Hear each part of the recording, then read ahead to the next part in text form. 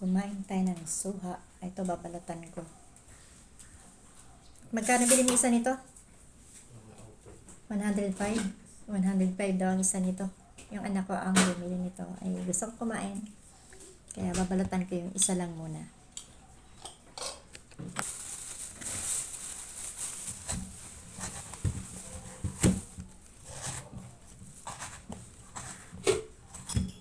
Napakanipis ng balat. Ito na nahiwa.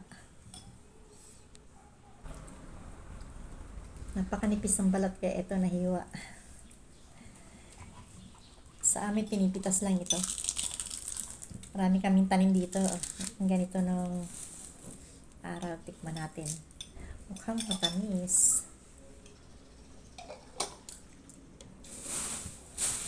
So,